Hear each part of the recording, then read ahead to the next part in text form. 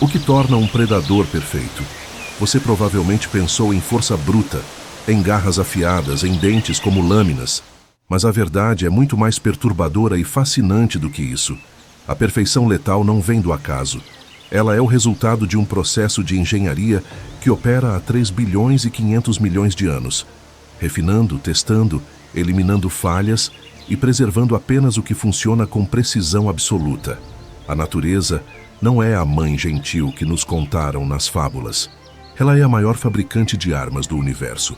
Uma linha de montagem implacável, onde cada milímetro de um corpo, cada reflexo, cada gota de veneno foi forjado em bilhões de testes de vida ou morte. E os produtos dessa fábrica não são apenas animais.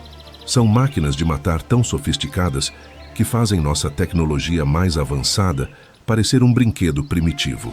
Enquanto nós, humanos, levamos décadas para desenvolver um caça supersônico, a evolução já havia criado o Falcão Peregrino. Um míssil orgânico capaz de mergulhar a 389 km por hora, mais rápido que um carro de Fórmula 1 em velocidade máxima. Enquanto engenheiros se esforçam para criar robôs velozes, a natureza já entregou o Guepardo, um chassi vivo que acelera de 0 a 100 km por hora em 3 segundos, superando a maioria dos supercarros do planeta. Mas velocidade é apenas uma categoria do arsenal. Existe a guerra química. A cobra real não precisa correr atrás da presa. Ela carrega em suas presas ocas um veneno neurotóxico tão letal que pode derrubar um elefante. Cada gota é uma fórmula molecular testada e aprovada por milhões de anos de seleção natural. E há os mestres da emboscada, como o crocodilo, equipado com 4.000 sensores de pressão em sua mandíbula, capazes de detectar a vibração de uma única gota d'água tocando a superfície. Ele não caça, ele espera, e quando ataca, é com uma precisão cirúrgica aterrorizante. Este não é mais um documentário sobre animais fofos ou sobre a beleza da natureza. Isso é um dossiê técnico, uma análise forense do arsenal mais letal já desenvolvido. Você está prestes a entender que os predadores de topo não são apenas parte da cadeia alimentar. Eles são o ponto final, o ápice, a sentença de morte que fecha o ciclo. E aqui está a revelação que vai mudar tudo. Cada uma dessas criaturas é o resultado de uma corrida armamentista biológica que nunca parou. Presas desenvolveram armaduras, predadores desenvolveram armas para perfurá-las. Presas ficaram mais rápidas, predadores se tornaram foguetes vivos. Presas se esconderam melhor, predadores desenvolveram radares biológicos. E nesse jogo mortal de ação e reação, a natureza esculpiu obras-primas de letalidade que nenhum engenheiro humano jamais conseguirá replicar completamente. Ao longo deste vídeo, você vai descer aos laboratórios secretos da evolução. Vai dissecar a aerodinâmica do falcão, a biomecânica explosiva do guepardo, a química da morte injetada pela cobra e a inteligência tática do crocodilo. Você vai descobrir que a verdadeira engenharia não está em nossas fábricas de aço e circuitos. Está na carne, no sangue, nos ossos dessas criaturas que transformaram a sobrevivência em uma ciência exata. Prepare-se, porque o que você está prestes a testemunhar não é apenas fascinante. É a prova de que a vida, quando pressionada ao extremo, não apenas sobrevive, ela se torna arte. Arte mortal, arte implacável, a engenharia da morte. Se você quer entender o verdadeiro significado de engenharia perfeita, curta este vídeo e se inscreva no canal. O que você está prestes a descobrir vai mudar para sempre sua visão sobre vida e morte na natureza. Existe uma ilusão confortável que a humanidade carrega sobre predadores. Nós os vemos em documentários, admiramos sua beleza, sua majestade e então seguimos em frente. Mas essa visão romântica esconde uma verdade brutal. Cada predador de elite é uma coleção de soluções letais testadas em campo por milhões de anos. Não há margem para erro. Não há segunda chance. Na natureza, a falha não resulta em feedback negativo ou perda de investimento. A falha resulta em morte. E a morte não deixa descendentes. Então, o que sobrevive? O que prospera? Apenas a perfeição funcional. E quando observamos os mestres da velocidade, Estamos olhando para o resultado de incontáveis gerações onde cada milésimo de segundo importou, onde cada grama de peso extra foi um fardo mortal, onde cada curva do corpo foi esculpida pela física implacável da caça em alta velocidade. Vamos começar pelo céu. 389 km por hora. Esse é o recorde oficial do Falcão Peregrino em mergulho de caça, registrado com equipamento de rastreamento de precisão. Para colocar isso em perspectiva, um carro de Fórmula 1 atinge cerca de 370 km por hora em reta. Mas o carro tem motores de milhões de dólares, engenheiros de elite e pistas perfeitamente asfaltadas. O Falcão tem apenas seu corpo e gravidade, e 3 milhões de anos de design evolutivo. A primeira pergunta que surge é: como um organismo vivo suporta essa velocidade? A resposta está em cada detalhe de sua anatomia. O formato do corpo do Falcão Peregrino não é acidental. Ele é aerodinâmico ao extremo. Peito largo e musculoso que se afunila em direção à cauda. Asas longas e pontiagudas que, quando fechadas durante o mergulho, transformam o pássaro em um projétil de carne e penas. Mas a engenharia vai mais fundo. Durante o mergulho, o Falcão enfrenta um problema que derrubaria qualquer piloto humano: a pressão do ar.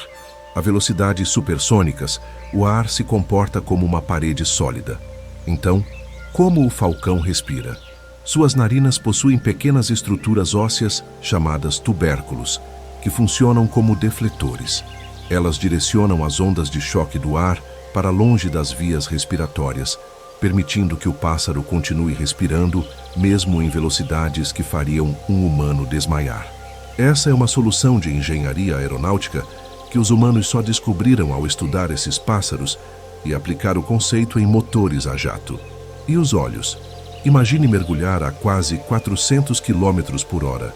O vento cortaria sua córnea em segundos. O falcão possui uma terceira pálpebra, uma membrana nictitante que se fecha horizontalmente, protegendo o olho sem bloquear completamente a visão. É como um limpador de para-brisa biológico que opera em alta velocidade. Além disso, a acuidade visual do falcão é 8 vezes superior à humana. Ele pode detectar uma pomba a mais de 3 km de distância. E durante o mergulho, ele não apenas vê a presa. Ele calcula a trajetória, ajusta o ângulo de ataque e executa a interceptação com a precisão de um míssil guiado. O impacto é devastador. O falcão não agarra a presa em pleno voo. Ele a golpeia com as garras fechadas em um punho mortal. A força do impacto, combinada com a velocidade, é suficiente para quebrar a coluna vertebral da vítima instantaneamente. A presa não sente dor prolongada. Não há luta. Há apenas o golpe.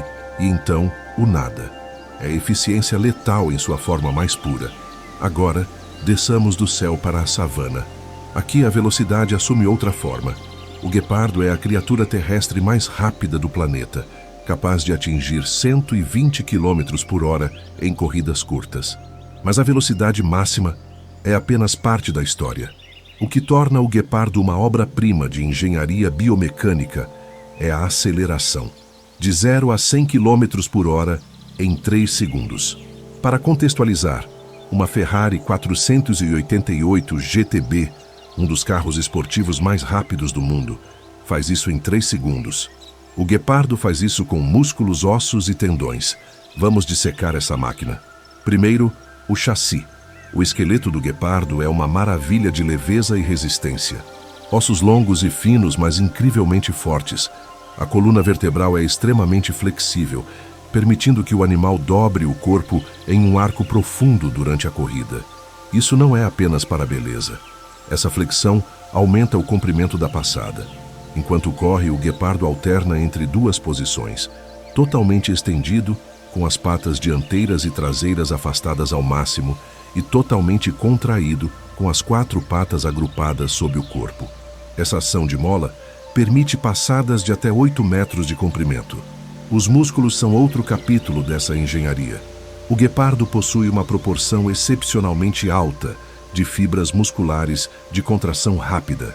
Essas fibras geram explosões intensas de potência, mas se esgotam rapidamente. Por isso, a caçada do guepardo nunca dura mais que 60 segundos. É um sprint, não uma maratona. Ele tem uma única janela de oportunidade para interceptar a presa. Se falhar, precisa descansar, resfriar o corpo superaquecido e esperar outra chance. E a estabilização? Quando você corre a mais de 100 km por hora, fazendo curvas abruptas para acompanhar uma gazela em pânico, o equilíbrio é crítico. A cauda do guepardo funciona como um leme. Longa, musculosa e achatada, ela age como um contrapeso dinâmico. Quando o guepardo vira à esquerda, a cauda se move para a direita, mantendo o centro de gravidade estável.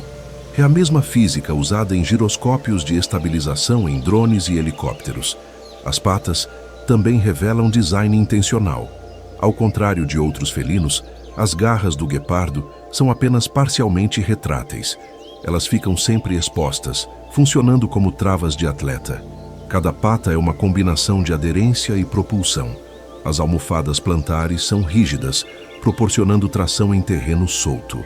Cada pisada é uma explosão de energia transferida diretamente para o solo. Mas aqui está o detalhe que muitos ignoram. O guepardo não é apenas rápido.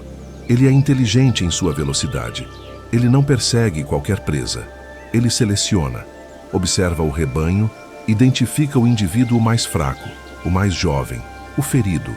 Ele economiza energia ao escolher o alvo certo. E então, quando inicia a corrida, ele não segue cegamente. Ele antecipa. Ele corta caminho. Ele usa a geometria da perseguição a seu favor, fechando o ângulo de fuga da presa até que não haja mais para onde correr. E quando finalmente alcança a vítima, não há luta brutal. O guepardo derruba a presa com um golpe nas patas traseiras, desequilibrando-a. Em seguida, morde a garganta, comprimindo a traqueia até sufocar o animal. Não há desperdício de energia. Não há risco desnecessário de ferimentos. É assassinato calculado.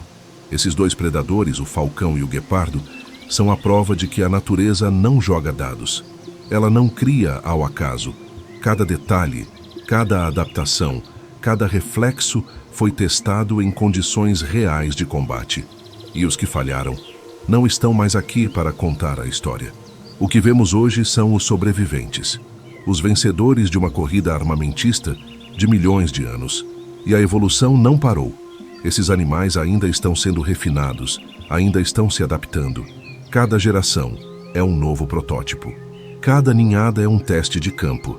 A seleção natural é a engenheira mais implacável que já existiu, porque ela não tem prazos, não tem orçamento e não tem compaixão. Ela tem apenas um objetivo: funcionar ou morrer. Velocidade é poder, mas não é o único poder. Existe outra categoria de predadores que não precisa ser o mais rápido. Eles desenvolveram algo muito mais sinistro, algo que mata sem perseguição, sem esforço, sem sequer um toque prolongado. Eles carregam a morte em forma líquida. E ao lado deles, há os mestres da paciência, equipados com tecnologia sensorial que transforma a emboscada em uma ciência exata. Bem-vindo ao mundo da guerra química e da caça por detecção. A cobra real é uma obra-prima de letalidade compacta. Com até 5,5 metros de comprimento, ela é a maior serpente venenosa do mundo. Mas o tamanho é o menor dos seus atributos mortais. O verdadeiro arsenal está na química. Cada mordida injeta entre 200 e 500 miligramas de veneno neurotóxico. Para colocar isso em perspectiva, uma dose de 50 miligramas é suficiente para matar um ser humano adulto. Estamos falando de 10 doses letais em uma única mordida. Mas o que torna esse veneno tão devastador? A resposta está nas neurotoxinas. Essas moléculas são projetadas para desligar o sistema nervoso da vítima. Elas se ligam aos receptores de acetilcolina, bloqueando a transmissão de sinais nervosos para os músculos. O resultado? Paralisia progressiva. Primeiro, os músculos periféricos falham. Depois, os músculos respiratórios. A vítima permanece consciente, mas incapaz de se mover, incapaz de respirar. A morte vem por asfixia, lenta e inexorável. E não há antídoto universal. Mesmo com tratamento hospitalar, a taxa de mortalidade em humanos pode chegar a 50% se o envenenamento não for tratado imediatamente. Agora, vamos analisar a engenharia do sistema de entrega. As presas da cobra real não são apenas dentes afiados. São seringas hipodérmicas biológicas. Cada presa é oca, com um canal interno conectado às glândulas de veneno localizadas atrás dos olhos. Quando a cobra morde, músculos ao redor das glândulas se contraem, forçando o veneno através do canal e diretamente na carne da vítima. A pressão é controlada. A dosagem é precisa. É uma injeção cirúrgica executada em milissegundos. Mas como a cobra sabe onde atacar? Como ela caça no escuro em meio à vegetação densa, onde a visão é limitada? A resposta está nas fossetas termosensíveis. Localizadas entre os olhos e as narinas, essas estruturas são detectores de infravermelho orgânicos. Elas captam variações de temperatura de apenas 3 milésimos de graus Celsius.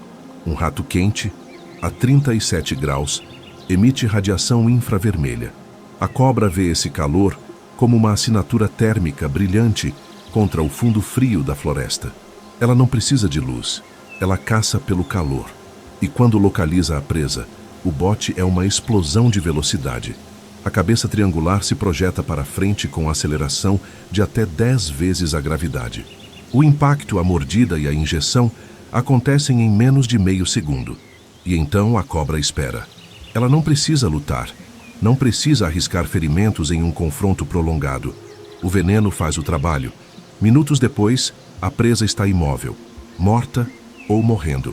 A cobra então usa seu olfato, sua língua bífida coletando partículas químicas no ar para rastrear o corpo. E quando encontra, engole a vítima inteira, começando pela cabeça. A mandíbula desencaixa. Os ossos do crânio se separam, permitindo que a cobra consuma presas muito maiores que seu próprio diâmetro. É eficiência calórica absoluta. Essa precisão mortal não passou despercebida pela ciência humana. A engenharia química das serpentes se tornou um dos maiores laboratórios naturais que a medicina já explorou. Cada componente do veneno é uma molécula com função específica. Algumas destroem células sanguíneas, outras dissolvem tecidos, algumas paralisam nervos. E os cientistas perceberam que essas moléculas, quando isoladas e modificadas, poderiam salvar vidas ao invés de tirá-las.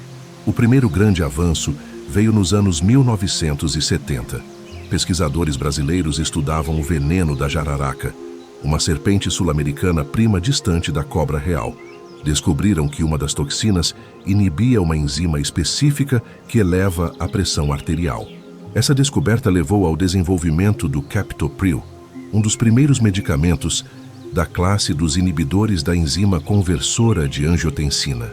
Hoje, essa classe de medicamentos é prescrita para milhões de pessoas em todo o mundo, controlando hipertensão e prevenindo ataques cardíacos e derrames. A arma que matava agora salva vidas diariamente. Mas a história não termina aí. Venenos de serpentes também inspiraram anticoagulantes usados em cirurgias cardíacas. Toxinas que dissolvem coágulos sanguíneos se tornaram tratamentos de emergência para vítimas de AVC. E pesquisas atuais investigam o uso de componentes de veneno no tratamento de câncer, onde moléculas específicas podem ser direcionadas para destruir células tumorais sem afetar tecidos saudáveis.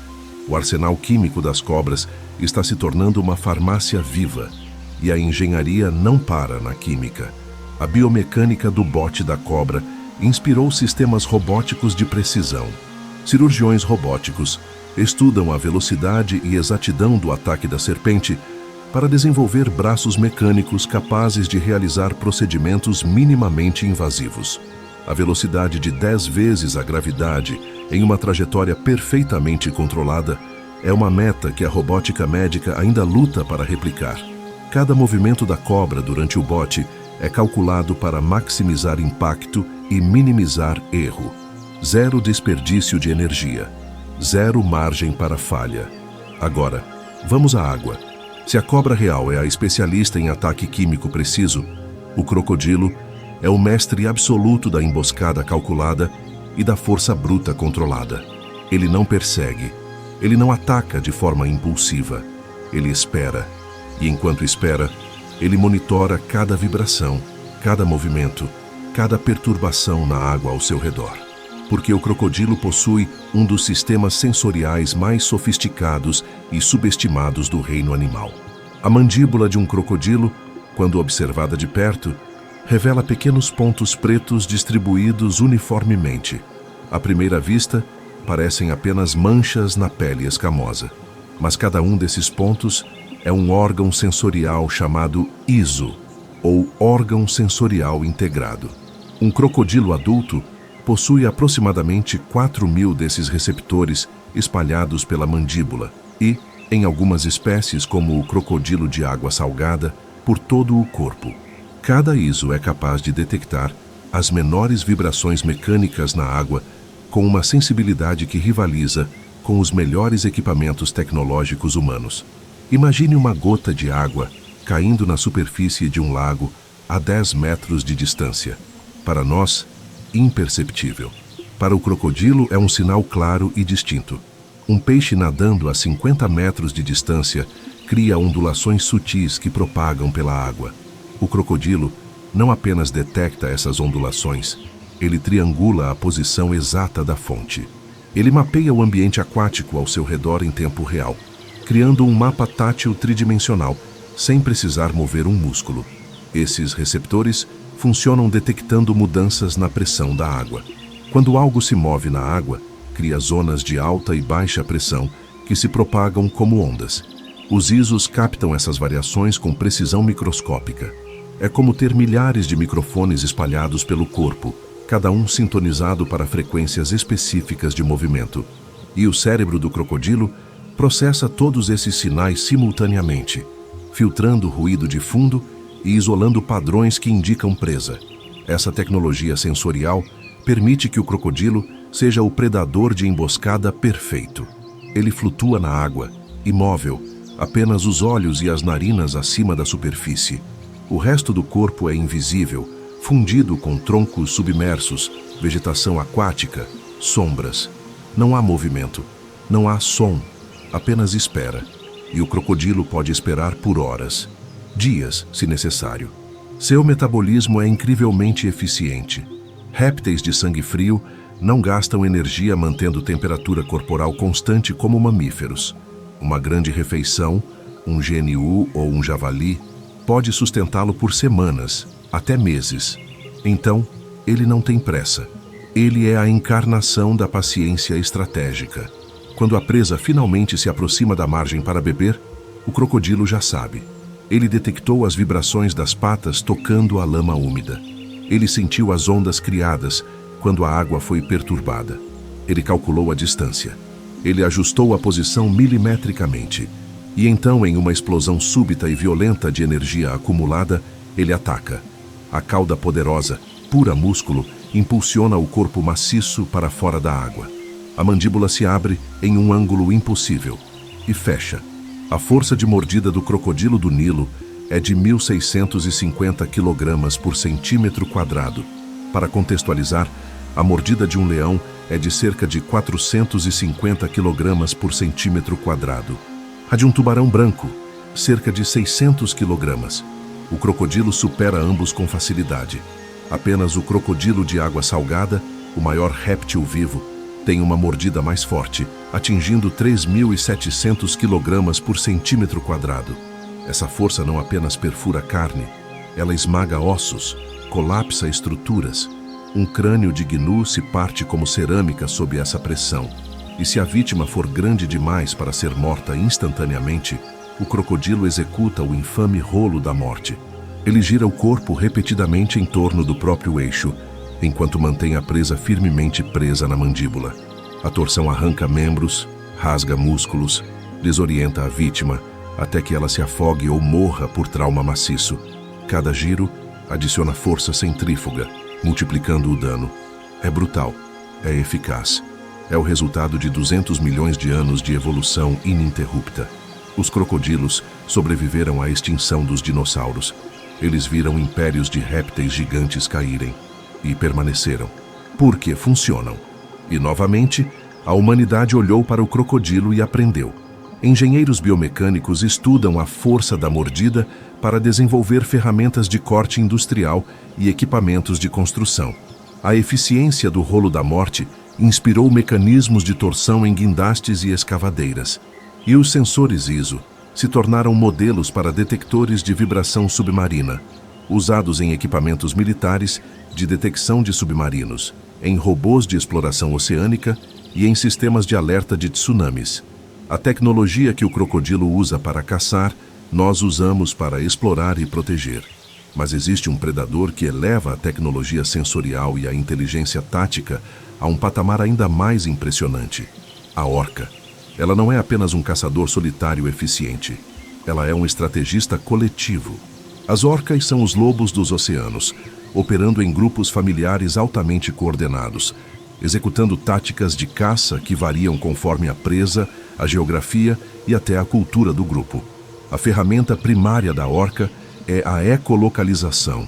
Ela emite cliques ultrassônicos de alta frequência que viajam pela água e retornam ao bater em objetos sólidos. O cérebro da orca processa os ecos, criando mapas acústicos tridimensionais do ambiente com resolução assombrosa. Ela pode detectar um peixe a 100 metros de distância. Ela pode diferenciar espécies pelo formato do eco. Ela pode caçar em águas turvas, em profundidades onde a luz solar não penetra, em meio a tempestades onde a visibilidade é zero. Ela vê com som, e faz isso melhor que qualquer sonar humano já desenvolvido.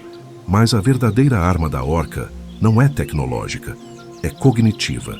Orcas possuem um dos cérebros mais desenvolvidos do reino animal, com áreas dedicadas ao processamento emocional e social que rivalizam com primatas. Elas reconhecem indivíduos, elas formam alianças duradouras, elas ensinam suas crias. E mais impressionante, cada população de orcas desenvolve suas próprias técnicas de caça, transmitidas culturalmente de geração em geração. No Ártico, orcas caçam focas em bancos de gelo, usando a tática de criação de ondas. Elas nadam em formação sincronizada em direção ao bloco de gelo, mergulham sob ele e emergem juntas, criando uma onda que varre a foca para a água. No Pacífico, outras populações caçam tubarões, virando-os de barriga para cima para induzir imobilidade tônica, um estado de paralisia temporária. Na Patagônia, orcas encalham propositalmente em praias para capturar leões marinhos, um comportamento de altíssimo risco que só funciona porque elas ensinam suas crias exatamente como calcular o momento da onda para retornar ao mar. Isso não é instinto programado, é aprendizado, é cultura, é inteligência aplicada. Qual dessas adaptações letais te impressionou mais? A química mortal da cobra, os sensores hiperprecisos do crocodilo ou a inteligência estratégica da orca? Comente abaixo e compartilhe sua perspectiva. Agora você conhece o arsenal. Você testemunhou a engenharia perfeita, forjada por bilhões de anos de testes implacáveis. Você viu a velocidade supersônica do falcão, a aceleração explosiva do guepardo, a química mortal da cobra, os sensores do crocodilo e a inteligência coletiva da orca. Você entendeu que esses predadores não são apenas animais, são soluções, são bibliotecas vivas de conhecimento testado em campo, são obras-primas de design funcional que levaram milhões de anos para serem refinadas.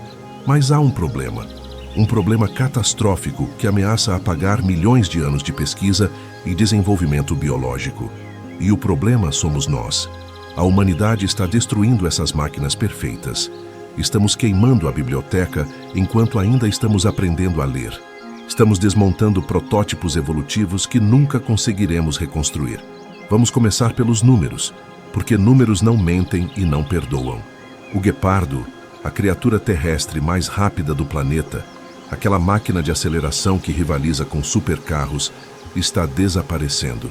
Restam apenas 7.100 guepardos na natureza. Para contextualizar, há um século, sua população era estimada em 100 mil indivíduos. Perdemos 93% da população em apenas 100 anos. Isso não é declínio gradual. Isso é colapso acelerado. E o território? O guepardo já ocupou vastas extensões da África, percorreu o Oriente Médio até a Índia, dominou savanas, planícies e pradarias. Hoje, seu território foi reduzido a apenas 9% da distribuição histórica. 9%. Imagine ter sua casa, seu bairro, sua cidade inteira reduzida a um único cômodo. E então imagine que esse cômodo está sendo progressivamente invadido, as paredes se fechando, o espaço encolhendo dia após dia. O primeiro vilão é a destruição de habitat. Savanas estão sendo convertidas em fazendas comerciais, plantações industriais de monocultura, assentamentos humanos em expansão descontrolada. Cada hectare de terra selvagem perdido é um pedaço do território de caça do guepardo que desaparece para sempre. E o guepardo precisa de espaço, muito espaço.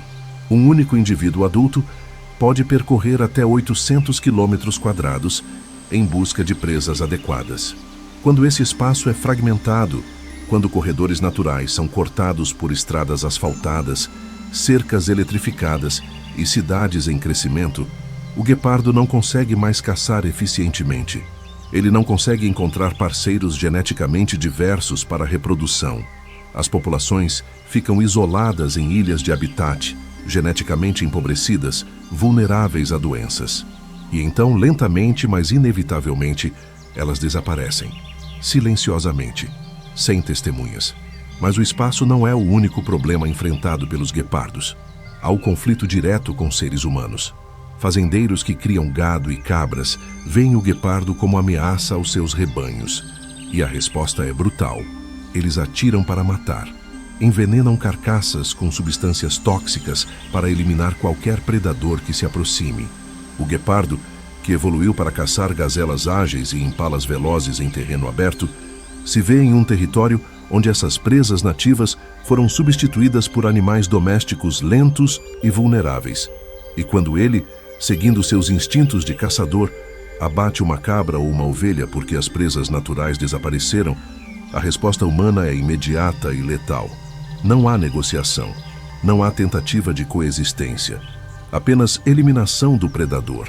O problema é resolvido com uma bala. E outro guepardo desaparece. E depois há o tráfico de animais selvagens. Filhotes de guepardo são capturados ilegalmente da natureza e vendidos como animais de estimação exóticos no mercado negro, principalmente para compradores ricos no Oriente Médio. Estima-se que 300 filhotes são contrabandeados anualmente através de redes criminosas sofisticadas. A maioria morre durante o transporte brutal, sufocados em caixas pequenas, desidratados, aterrorizados. Os poucos que sobrevivem vivem em cativeiro inadequado, em gaiolas de concreto ou acorrentados em palácios de luxo, longe da savana aberta para a qual foram projetados por milhões de anos de evolução. Cada filhote roubado da natureza é uma linha genética cortada. É um futuro que nunca acontecerá. É potencial desperdiçado. Agora vamos ao céu. O falcão peregrino, aquele míssil biológico de 389 km por hora, já esteve à beira da extinção total. Nos anos 1960, populações na América do Norte e na Europa entraram em colapso catastrófico. A causa? DDT, um pesticida sintético usado massivamente na agricultura industrial para controlar pragas. O DDT não matava os falcões diretamente, seria mais simples se matasse. O mecanismo era mais insidioso. O DDT se acumulava na cadeia alimentar através de um processo chamado bioacumulação. Insetos contaminados eram comidos por pássaros menores. Pássaros menores, agora carregando concentrações mais altas da toxina, eram comidos por falcões. E o DDT se concentrava nos tecidos adiposos dos predadores de topo, atingindo níveis letais. O resultado? As cascas dos ovos de falcão se tornaram tão finas, tão frágeis, que quebravam sob o peso da mãe durante a incubação. Os falcões tentavam chocar seus ovos e os esmagavam. Eles não conseguiam mais se reproduzir com sucesso. Populações inteiras desapareceram de territórios que habitavam há milênios. Levou décadas de esforço científico coordenado, proibição legal do DDT em vários países e programas intensivos de reprodução em cativeiro para trazer o falcão peregrino de volta da beira do abismo. E ele voltou. É uma história rara de sucesso na conservação, mas é também um lembrete aterrorizante de quão frágeis são essas criaturas diante da química industrial humana. Hoje, novas ameaças surgem para substituir as antigas. Poluição por metais pesados como mercúrio e chumbo acumulando-se em presas. Mudanças climáticas alterando drasticamente padrões de migração de aves menores que servem de alimento. Colisões fatais com turbinas eólicas girando em alta velocidade. Impactos mortais contra edifícios de vidro espelhado que os falcões não conseguem detectar durante mergulhos de caça. O falcão sobreviveu ao DDT, mas a guerra química e física contra sua existência não acabou. As serpentes, incluindo a majestosa cobra real, enfrentam ameaças ainda mais variadas e insidiosas. A primeira é o medo irracional humano. Cobras são mortas indiscriminadamente por seres humanos que as veem como monstros, como encarnações do mal, como ameaças que devem ser eliminadas no momento em que são avistadas. Não importa se a espécie é venenosa ou completamente inofensiva. Não importa se a cobra estava apenas passando pelo território humano em busca de presas ou abrigo. O instinto cultural humano é matar primeiro e identificar depois. E esse instinto coletivo está exterminando populações inteiras de serpentes em todo o mundo. A cobra real está oficialmente listada como vulnerável pela União Internacional para a Conservação da Natureza. Sua população está em declínio constante em toda a Ásia tropical, onde florestas úmidas estão sendo sistematicamente devastadas para dar lugar a plantações comerciais de óleo de palma, extração de madeira e expansão agrícola desenfreada. E depois, ao tráfico ilegal de animais selvagens. Peles de cobra são arrancadas e vendidas no mercado negro internacional para a fabricação de produtos de luxo. Veneno é extraído ilegalmente de serpentes vivas para venda a colecionadores particulares ou para uso em medicinas tradicionais não comprovadas cientificamente. Cobras são capturadas vivas para shows de rua degradantes, onde são maltratadas, provocadas e mantidas em condições horríveis de confinamento até morrerem de estresse, fome ou doença. Cada cobra morta representa uma perda muito maior do que um animal individual. É a perda de todo o conhecimento biológico que ela carrega em seu DNA. Cada serpente é um manual vivo de sobrevivência química, desenvolvido e testado por milhões de anos. E estamos queimando esses manuais sem sequer lê-los completamente.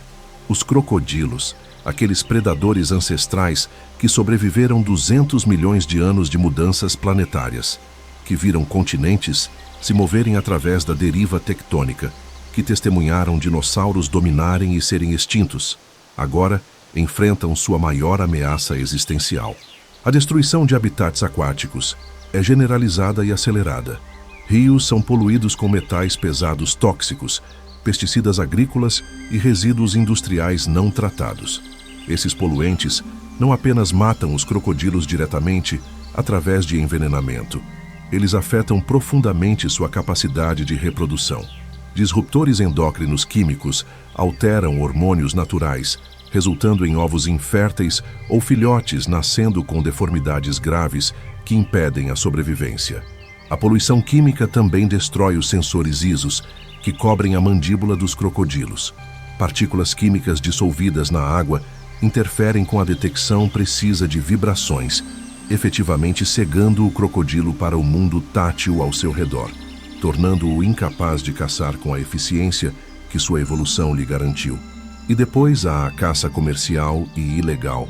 Peles de crocodilo são extremamente valorizadas na indústria global da moda de luxo. Bolsas, sapatos, cintos de couro de crocodilo legítimo são vendidos como símbolos de status e riqueza. E para atender essa demanda insaciável do mercado, crocodilos são caçados ilegalmente em seus habitats naturais ou criados em fazendas industriais em condições cruéis de confinamento. Populações selvagens são sistematicamente dizimadas.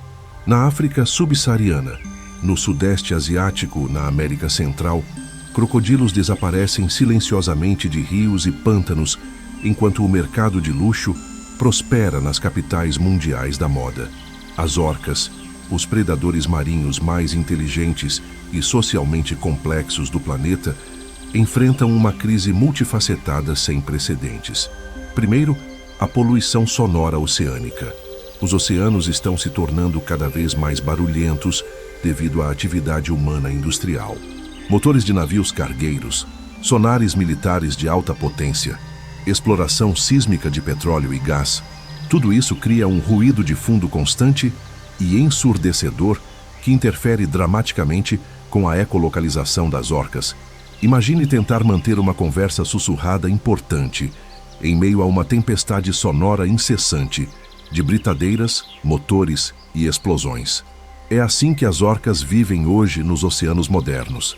Elas não conseguem caçar com eficiência porque não conseguem detectar presas. Elas não conseguem se comunicar claramente com membros de seu grupo familiar. Seus laços sociais complexos, absolutamente fundamentais para a sobrevivência e transmissão cultural, são progressivamente corroídos pelo barulho incessante que nunca para. Depois, há a contaminação química crônica. Orcas acumulam poluentes orgânicos persistentes, especialmente PCBs e retardantes de chama, em níveis biologicamente alarmantes. Esses químicos sintéticos se concentram no tecido adiposo ao longo da vida e são transferidos de mãe para filhote através do leite materno rico em gordura.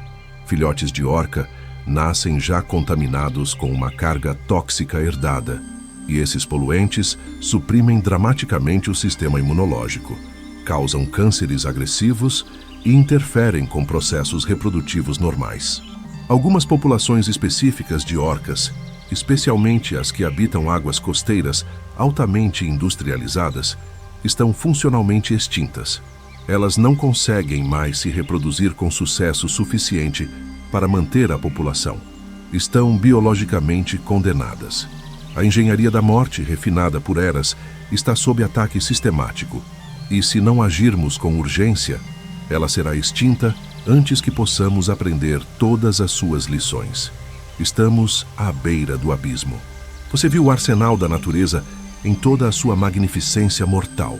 Você compreendeu a escala da engenharia evolutiva que produziu essas máquinas perfeitas.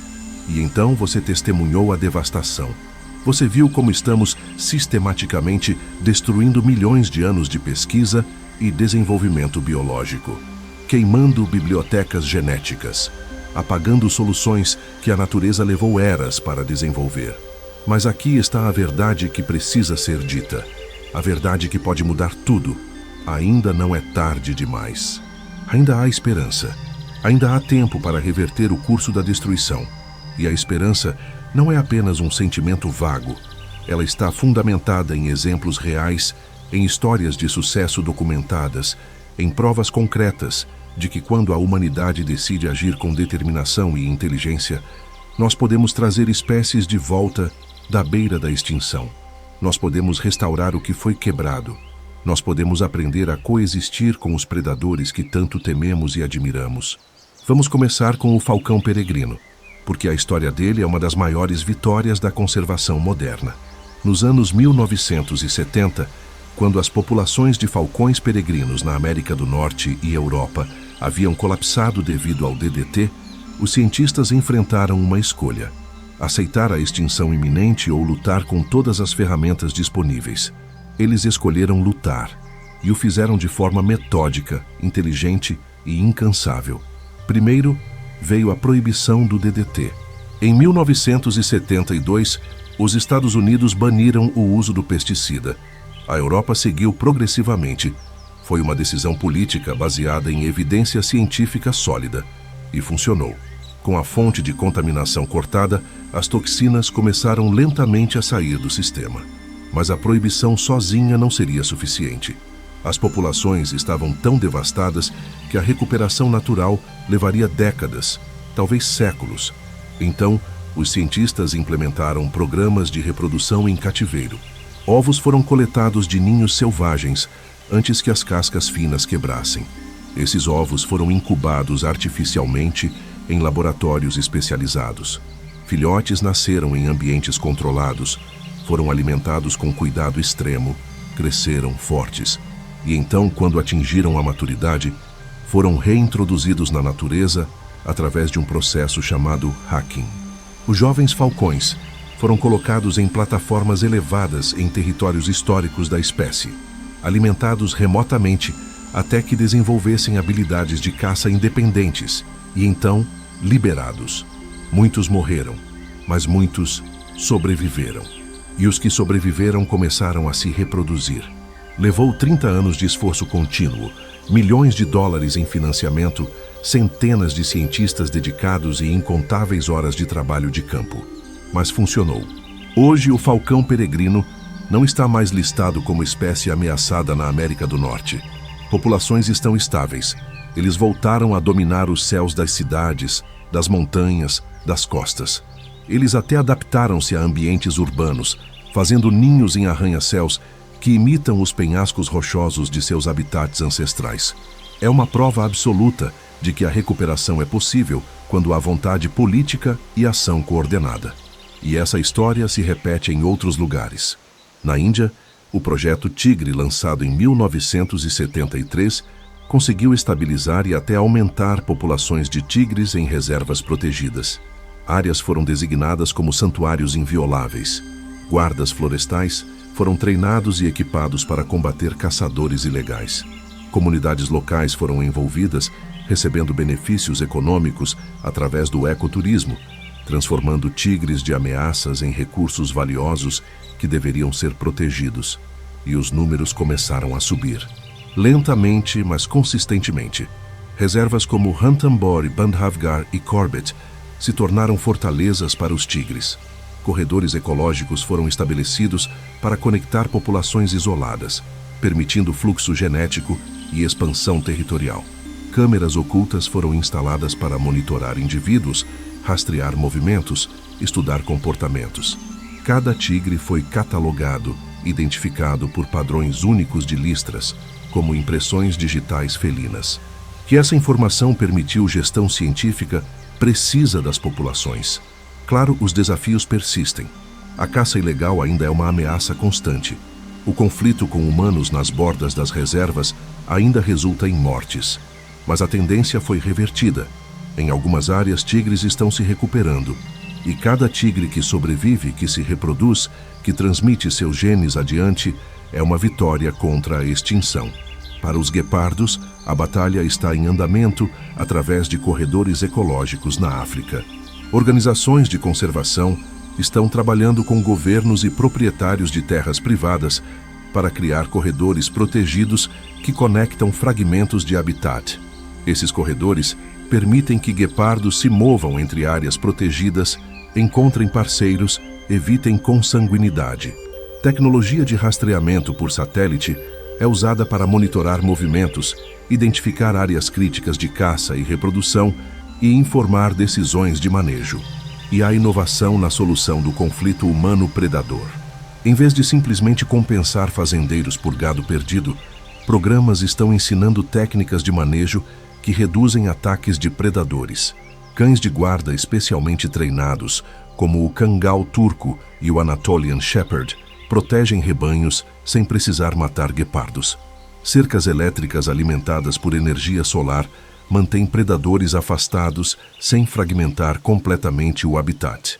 Sistemas de alerta comunitário usam telefones celulares para notificar fazendeiros quando guepardos são avistados nas proximidades, permitindo que protejam rebanhos proativamente. E há programas educacionais mudando mentalidades. Crianças em comunidades rurais africanas estão aprendendo sobre a importância ecológica dos predadores. Elas estão descobrindo que guepardos controlam populações de herbívoros que, se não controladas, destruiriam pastagens. Elas estão entendendo que a biodiversidade é um ativo, não uma ameaça.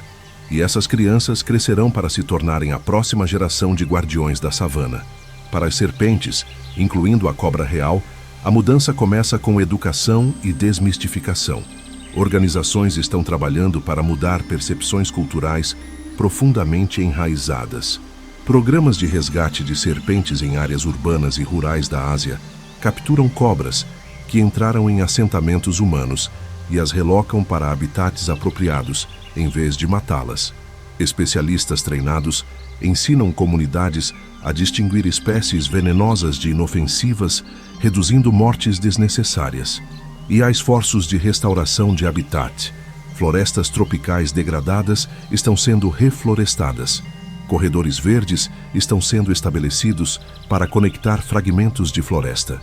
Que essas ações não apenas beneficiam cobras, mas ecossistemas inteiros. Cada hectare de floresta restaurado é um lar para milhares de espécies, um laboratório de interações evolutivas, um reservatório de conhecimento biológico. Para crocodilos, fazendas de criação certificadas e regulamentadas estão reduzindo a pressão sobre populações selvagens. Quando há uma fonte legal e sustentável de peles de crocodilo, a demanda por caça ilegal diminui. Paralelamente, áreas úmidas críticas estão sendo protegidas. Pântanos, rios e lagos estão sendo limpos de poluentes industriais. Leis mais rígidas sobre descarte de resíduos químicos estão sendo implementadas e, em alguns casos, efetivamente fiscalizadas. E há programas de monitoramento de longo prazo. Cientistas estão rastreando crocodilos individuais, estudando taxas de reprodução, analisando saúde populacional. Essa informação alimenta estratégias de conservação adaptativas que respondem a mudanças em tempo real. Não é preservação estática, é gestão dinâmica baseada em ciência sólida. Para as orcas, a situação é mais complexa porque os oceanos não têm fronteiras e a poluição é global. Mas há progresso. Regulações internacionais sobre poluentes orgânicos persistentes estão reduzindo lentamente a carga química nos oceanos. PCBs foram banidos em muitos países. Retardantes de chama mais seguros estão sendo desenvolvidos. Acordos internacionais sobre poluição marinha estão sendo fortalecidos, embora a implementação ainda seja desigual. Santuários marinhos estão sendo estabelecidos em águas críticas. Áreas de reprodução e alimentação de orcas estão recebendo proteção legal contra atividades industriais perturbadoras. Rotas de navegação comercial estão sendo ajustadas para evitar habitats essenciais de mamíferos marinhos. Velocidades de navios estão sendo reduzidas em certas zonas para diminuir colisões fatais e poluição sonora. E há avanços tecnológicos. Sonares militares estão sendo redesenhados para operar em frequências que causam menos interferência com a ecolocalização de cetáceos. Turbinas de navios estão sendo modernizadas para gerar menos ruído subaquático. Ainda não é suficiente, mas é um começo. É evidência de que quando a ciência, a tecnologia e a vontade política se alinham, soluções são possíveis. Mas além das ações governamentais e científicas, há outra força emergindo. Uma força que pode ser decisiva: a consciência pública. Cada vez mais pessoas estão entendendo que os predadores não são vilões. Eles são reguladores essenciais de ecossistemas. Eles são engenheiros evolutivos. Eles são professores de soluções que ainda precisamos aprender. E essa mudança de consciência está se manifestando em ações concretas. O ecoturismo responsável está se expandindo, gerando bilhões de dólares anualmente e provando que animais vivos valem mais economicamente do que animais mortos. Um único tigre vivo em uma reserva indiana pode gerar centenas de milhares de dólares por ano em turismo, empregos e desenvolvimento local. Um guepardo vivo na savana atrai fotógrafos, pesquisadores, documentaristas. Uma orca viva atrai observadores de baleias, cientistas marinhos, estudantes de biologia. E quando comunidades locais veem benefício econômico direto na preservação, elas se tornam guardiãs ferrenhas. Ex-caçadores se tornam guias turísticos. Ex-madeireiros ilegais se tornam guardas florestais. A equação econômica muda, e com ela, muda o destino das espécies. Mas há uma reflexão mais profunda que precisa ser feita. Uma verdade filosófica que vai além de estatísticas e programas de conservação. Durante bilhões de anos, a vida na Terra operou segundo regras simples, mas implacáveis. Adaptar ou morrer, evoluir ou ser extinto. A seleção natural foi a força motriz, a engenheira invisível que moldou toda a diversidade que vemos hoje. E nós, humanos, somos produtos dessa mesma engenharia. Somos resultado do mesmo processo evolutivo que criou o falcão, o guepardo, a cobra, o crocodilo, a orca. Mas há uma diferença crucial. Nós desenvolvemos algo que nenhuma outra espécie possui em tal magnitude: consciência, a capacidade de entender consequências futuras, a habilidade de fazer escolhas éticas que vão além da sobrevivência imediata. E com essa consciência, vem responsabilidade, porque agora nós temos o poder de destruir ou preservar, de extinguir ou proteger, de queimar bibliotecas genéticas ou estudá-las. A arrogância humana nos fez acreditar por muito tempo que éramos separados da natureza, superiores a ela, mestres dela. Nós olhávamos para predadores como ameaças a serem eliminadas ou recursos a serem explorados. Mas essa visão está mudando. Estamos lentamente percebendo que não somos senhores da natureza. Somos parte dela. E quando destruímos a natureza, destruímos a nós mesmos.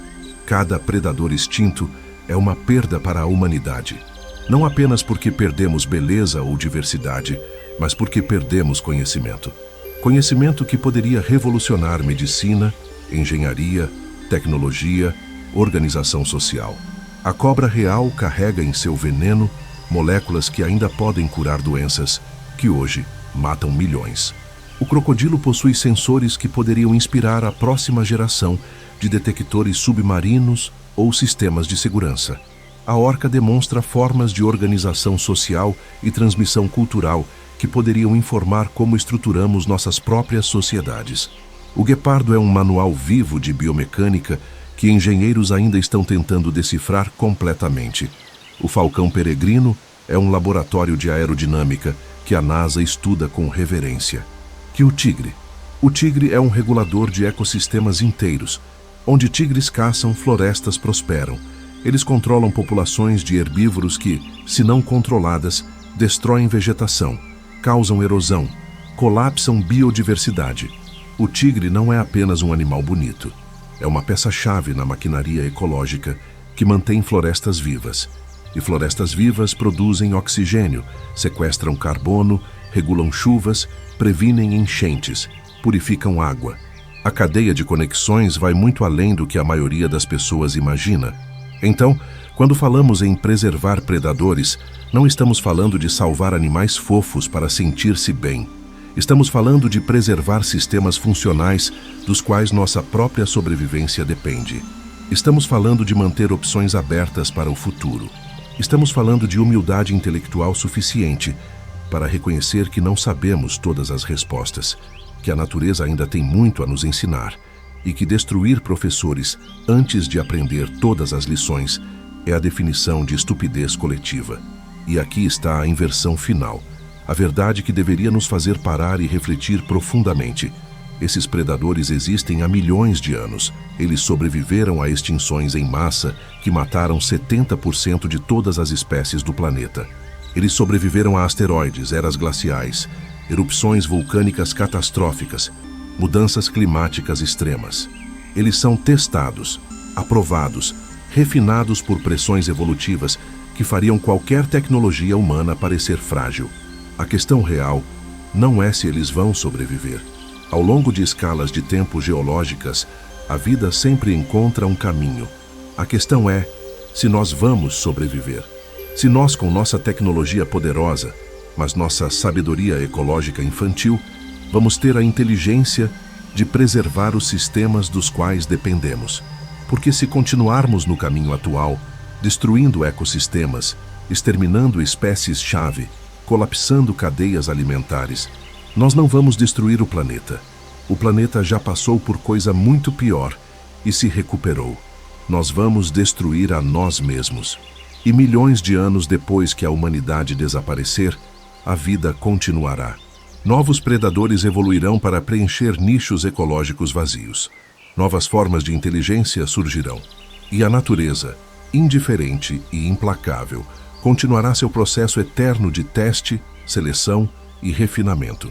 Nós não somos essenciais para a vida na Terra, mas a vida na Terra é absolutamente essencial para nós. Então, o que fazemos com essa informação? Como traduzimos entendimento em ação? Primeiro, compartilhamos conhecimento. Não basta entender sozinho. Precisamos espalhar essa consciência. Precisamos fazer com que cada pessoa entenda que predadores não são vilões de histórias infantis, mas peças fundamentais de sistemas complexos. E isso começa com conversas, com educação, com a recusa de aceitar ignorância como desculpa para a destruição. Segundo, apoiamos quem está lutando.